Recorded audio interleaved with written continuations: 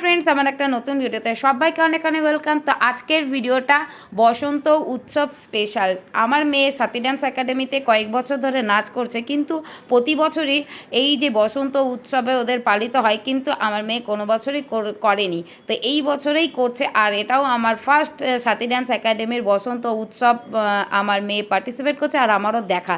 তো চলে এসেছি, 10টা থেকে প্রোগ্রাম হওয়ার কথা ছিল, তো আমার মেয়েও রেডি হয়ে গেছে। তার সাথে সাথে এই যে বান্ধবীকে দেখাচ্ছে, এর মেয়ে আমার মেয়ের সাথে একসাথে নাচ করে। তো এখানে অলরেডি 10টা বেজে গেছিলো, তারপরেই আমরা এসে দেখছি যে প্রোগ্রাম শুরু হয়ে গেছে। তারপরে একটুখানি নিজে ভিডিও করছিলাম, আর যেহেতু একদমই আমার এই পরিবেশটা নতুন, তো তেমন আমার সেরকম পরিচিত ছিল না, দু একজন হয়তো ছিল। তো একটু চারিদিকটা দেখাচ্ছিলাম যে ছেলেমেয়েরা, ছোট ছোট ছেলেমেয়েরা বসন্ত উৎসবের জন্য সবাই চলে এসেছে, প্রোগ্রাম শুরু হয়ে গেছে অলরেডি।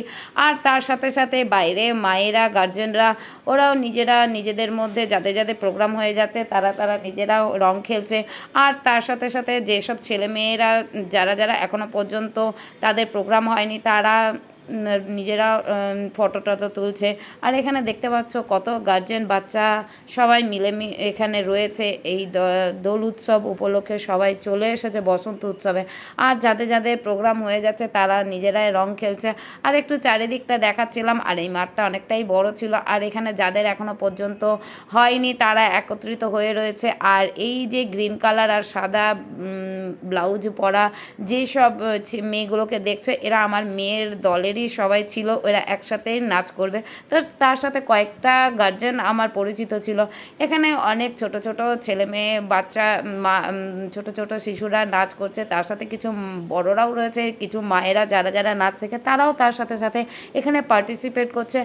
আর চারিদিকটাও খুব ভালো একটা পরিবেশ সৃষ্টি হয়েছে, যেহেতু সবই বসন্ত উৎসবে রিলেটেড গানগুলো হচ্ছিল। আর এখানে যেহেতু গানগুলো আমি দিইনি, যেহেতু এখানে ভয়েস ওভার করতে হচ্ছে, যেহেতু সবাই যারা ভিডিও করে একটা কপিরাইটের ব্যাপার থাকে, তো তার জন্য সব নাচগুলো আমাকে একটু গানগুলো মিউট করতে হয়েছে। আর এখানে কি আমাকে ভয়েস ওভার দিতে হয়েছে। তো আমি যখন দেখছিলাম খুব ভালো লাগছিল, আর মনে হচ্ছিল যে সত্যি একটা অন্যরকম পরিবেশ, যেহেতু আমি প্রায় সময় আমি আসানসোলেই চলে যাই।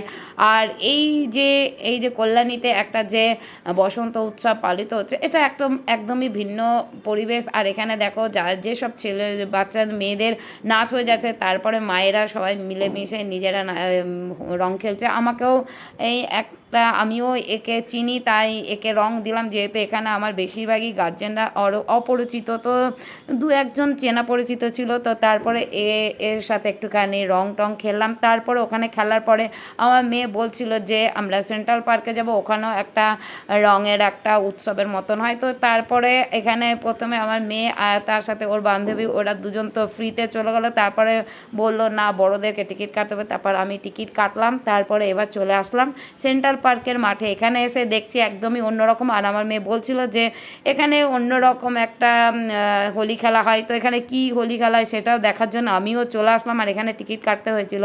তো এখানে দেখতে পাচ্ছি যে এখানে মৌসুমের একটা কনসার্ট ছিল। আর মৌসুম মুখার্জি যারা চেনো, তো খুব ভালো গান করে, তো ওখানে গান হচ্ছিলো, তার সাথে সাথে সবাই নাচ করছিল। আমি আবার একটু ভিডিও করছিলাম, যেহেতু আমার এখানে তেমন কেউই পরিচিত ছিল না, শুধু মেয়ে দুটোকে নিয়ে আসা, তার সাথে আমাকে আসা। তো আমি তাই জন্য এখানের পরিবেশটা একটু তোমাদেরকে তুলে ধরার চেষ্টা করছিলাম। আর সবাই জানে এখানে গানগুলো যেহেতু কপিরাইট হয়ে যাবে, আমি ওই জন্য সেভাবে গান আর তুলে ধরিনি, কিন্তু এরা সবাই নাচছিল এখানে সামনের দিকে, যেখানে কনসার্টটা হচ্ছিলো, যেখানে গানগুলো হচ্ছিলো, সেখানে সবাই নাচছিল। তো আমি একটু চারিদিকটাতে দেখাচ্ছিলাম সবাই কত আনন্দে নাচছে, আর সবাইকে আনন্দও দিচ্ছিল। তারপরে আমরা চলে আসলাম একটা ভিন্ন আরেকটা পরিবেশে। এখানে দেখলাম যে আমেরিকান সবাই কৃষ্ণের, যারা এখানে একটা অন্যরকম পরিবেশ, এখানে সবাই কি হরে কৃষ্ণের সব নাম কীর্তন হচ্ছিল। এইভাবে এই দিকের দোল উৎসবটা মানানো হচ্ছিল। তো আমরা অনেকটাই শেষে এসেছিলাম। তো আজকের ভিডিও তোমাদের কেমন লাগছে অবশ্যই কমেন্টে জানবে।